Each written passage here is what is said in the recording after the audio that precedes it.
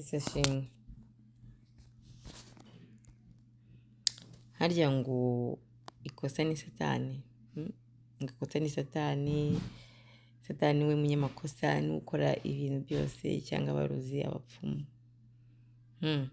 None se nimba ikosa ari rya satani n'abarozi kuki abantu bazajya kwa satani? Abantu bazajya mu muriro. Tureke kubeshya no kwibeshya.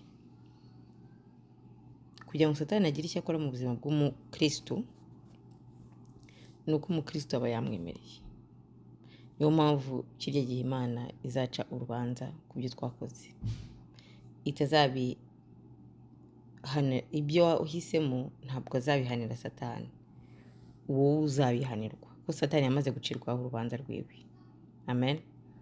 Rero tumenye ngo Imana yaduhaye ikintu gikomeye cyo guhitamo. Igihe wakiriye Yesu ni umunsi Imana yagufunguye amaso. Ubu ntabwo uri impumyi. Ureke n'ibyo n'abatarakizwa bazahanwa, bo noneho batanazi ukuri batagira gute. Nkanswe wowe uzi ukuri, ufite Bibiliya, usenga, uzi amategeko y'Imana. Nuhitamo inzira za satani uvuge ngo ni satani, ngo ni umupfumu. None se imbaraga z'Imana zikaba zimaze iki? Ngo niba abandi bagira gute bahakana imbaraga z'Imana n'ibikorwa byabo.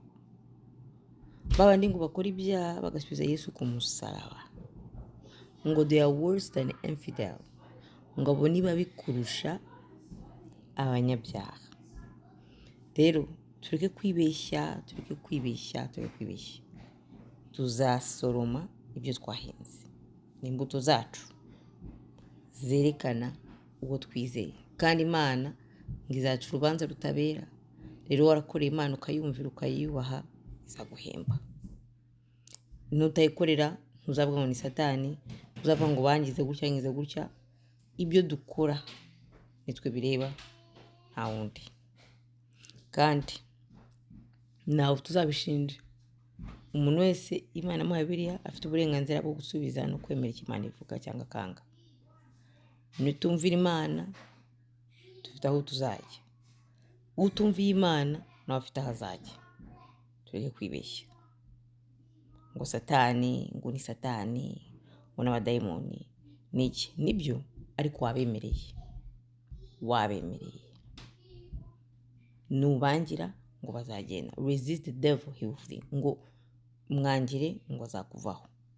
Numwemerera azinjira kandi agukoreshe icyo yagambiriye.